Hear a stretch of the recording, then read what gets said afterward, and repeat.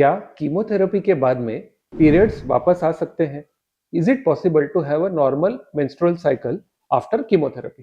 चलिए डिस्कस करते हैं।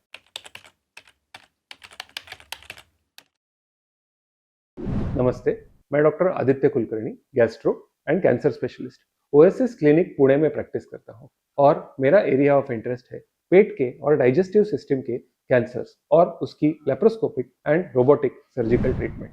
आज हम डिस्कस करेंगे एक क्वेश्चन के बारे में जो कुछ female patients recently we had a young lady जिनका अभी अभी कीमोथेरेपी कंप्लीट हुआ है after surgery.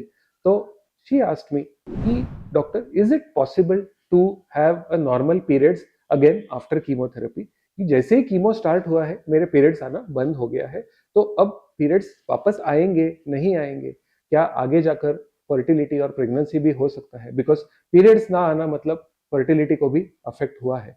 So this is a very good question और one of the most important question जो हर फीमेल पेशेंट के मन में होता है कि क्या नॉर्मल पीरियड्स आना पॉसिबल है कि नहीं।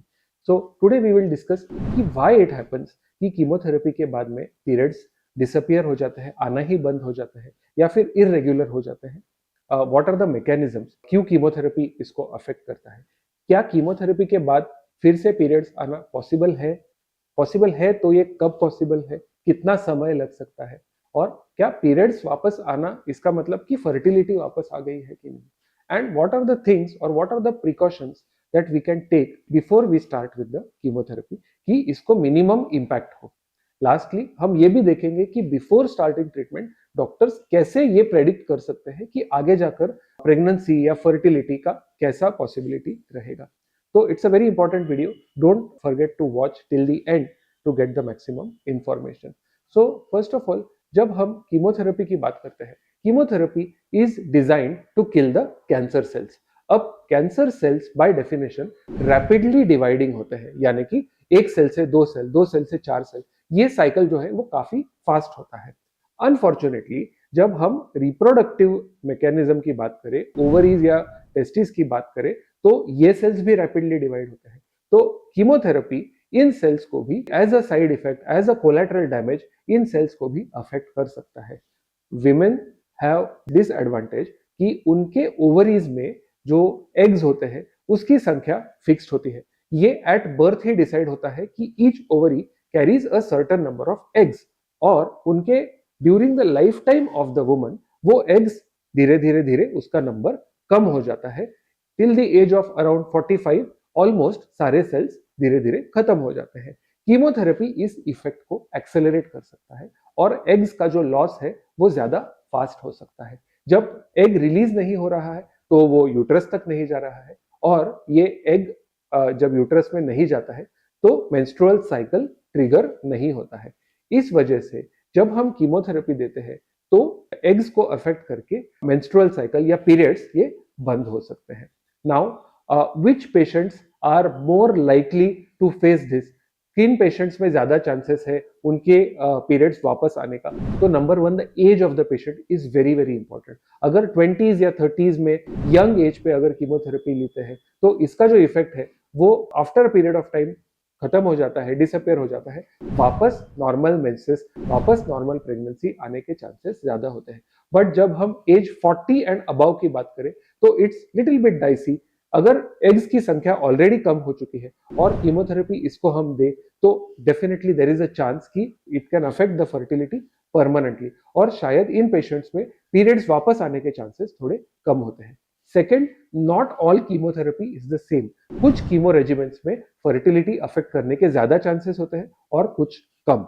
तो आपके ऑन्कोलॉजिस्ट से ये डिस्कस करना बहुत जरूरी है कि कौन सा ट्रीटमेंट रेजिमेंट यूज कर सकते हैं जिससे फर्टिलिटी या प्रेगनेंसी या पीरियड सबसे कम अफेक्ट हो। And thirdly, the intensity of the treatment. हमने कीमो के कितने साइकिल्स उस पेशेंट को दिए हैं। लार्जर या higher number of cycles equal to more chances of permanent menopause या फिर पीरियड्स का वापस ना आना।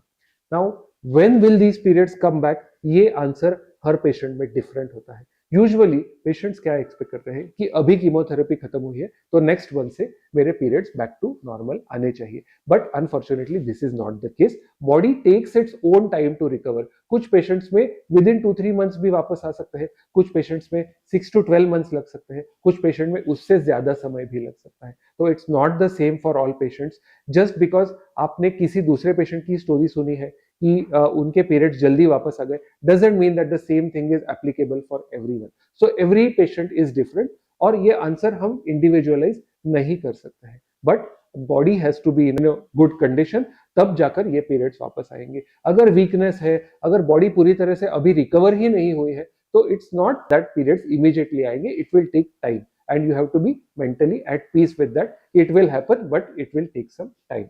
तो one more thing what patients ask is कि अब मेरे पीरियड्स वापस आ गए हैं तो क्या मैं अब प्रेग्नेंट रहने के लिए ट्राई कर सकती हूँ? तो the answer is no. Just because periods वापस आ गए हैं इसका मतलब ये नहीं कि फर्टिलिटी वापस आ गई है। Everything has to be checked before we start with this journey of conception and fertility.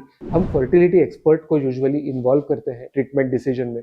First of all we have to do a complete checkup. Cancer related status क्या है, is there any recurrence, are we satisfied कि cancer treatment पूरा हुआ है, नहीं हुआ है। अब पेशेंट का जनरल कंडीशन प्रेगनेंसी टॉलरेट करने के लिए फिट है कि नहीं है।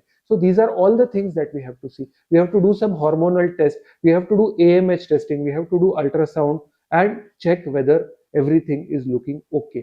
Then and then only the fertility or the conception can be attempted, not just because कि periods वापस आ गए हैं।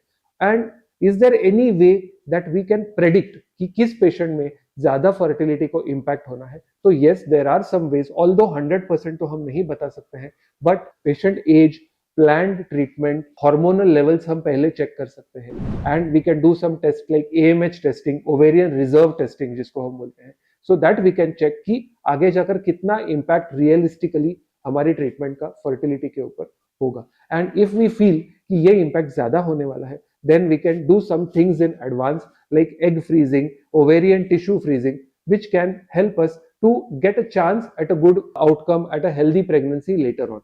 So this has to be done in advance. Usually हम जब ऐसे situation को face करते हैं, we definitely involve a fertility expert right from the beginning, even before the first dose of chemo is given or even before the first treatment is planned. This will help in a healthy pregnancy, healthy family later on. अगर आपको pregnancy related, cancer related, chemotherapy related कुछ भी doubts हैं तो please feel free to contact me and definitely write in the comment section कि what is the biggest challenge that you are facing in your cancer journey and in your quest to have healthy pregnancy later on. Thank you very much for listening to me.